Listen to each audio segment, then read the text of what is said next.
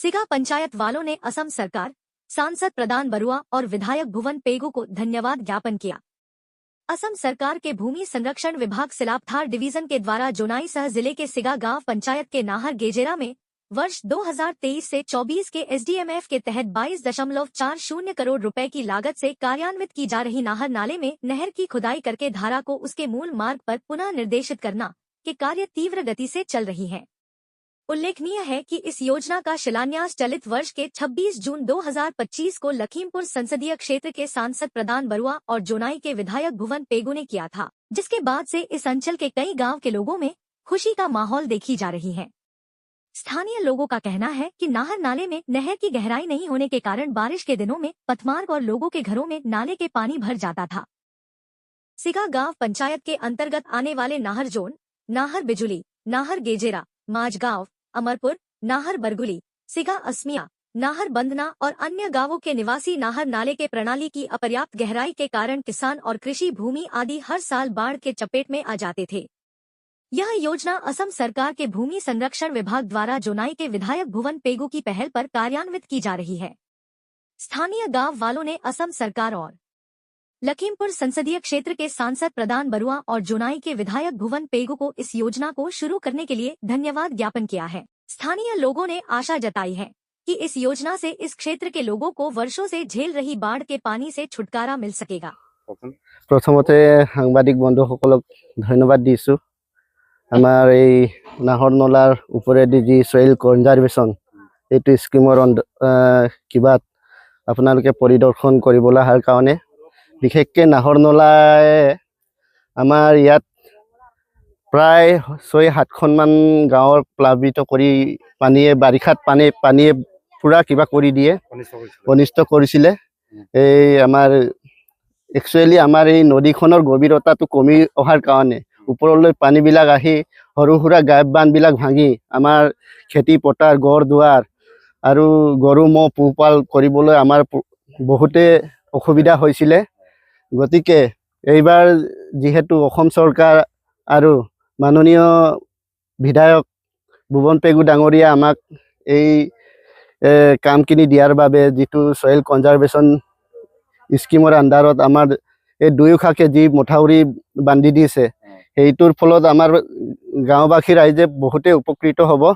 লগতে এই যি বান্ধ বনাইছে তাৰ ওপৰেদি আমাৰ ইখন গাঁৱৰ পৰা ইখন গাঁৱলৈ যাতায়াতৰ যিটো কানেক্টিভিটি এইটো উপকৃত হ'ব। সেইকাৰণে মই বিশেষকৈ অসম চৰকাৰ আৰু মাননীয় বিধায়ক মহোদয়ক ধন্যবাদ দিছোঁ। কামটো এতিয়া চলিছে, আমি দেখিছোঁ চলি আছে বাৰু কামখিনি। এতিয়া আমাৰ 10-15 দিনমান হৈছে আৰম্ভ হোৱা।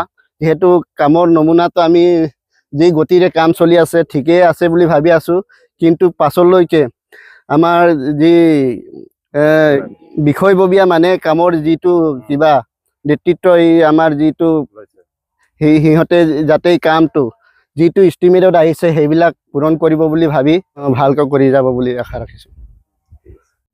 নমস্কাৰ।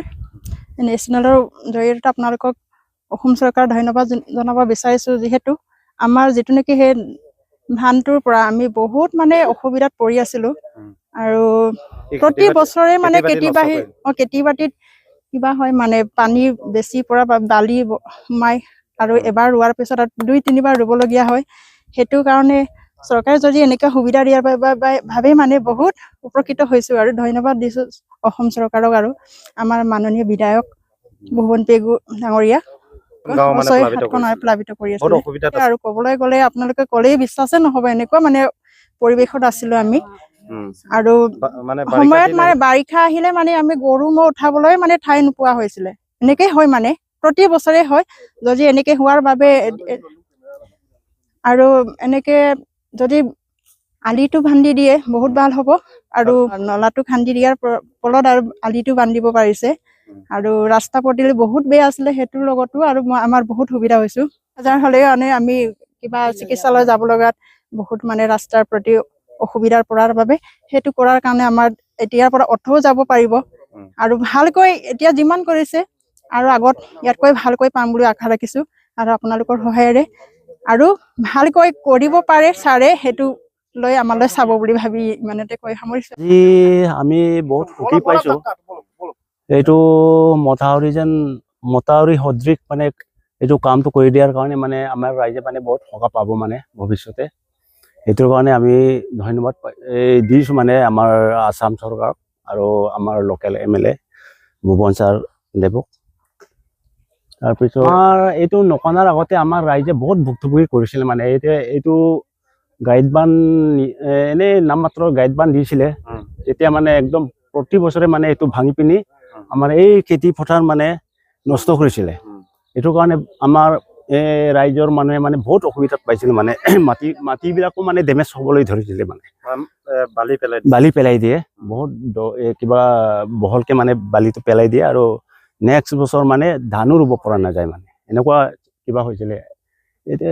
এতিয়া বহুত মানে 20 বছৰ মানে হৈ গ'ল মানে এই নলাটো মানে আমনি কৰি দিয়া আগতে সৰু আছিলে পিছত মানে ডাঙৰ হৈ মানে ৰাইজক মানে এইটো অনিষ্ট কৰি আহিছিলে মানে। এতিয়া খান্দি দিয়াৰ কাৰণে আমি বহুত মানে ভাল পাইছোঁ মানে আমি ৰাইজে সকাহ পাব মানে ইয়াত যিমানখিনি মানে 8-9খন গাঁও ইয়াত নাহৰ নলাৰ কিনাৰে আছে মানে এইবিলাকৰ কাৰণে আমাৰ বহুত যথেষ্ট মানে সকাহ পাব মানে আৰু মানে ক্লিয়াৰ হ'ব মানে এইটোৰ কাৰণে মানে মই ধন্যবাদ জনাইছোঁ।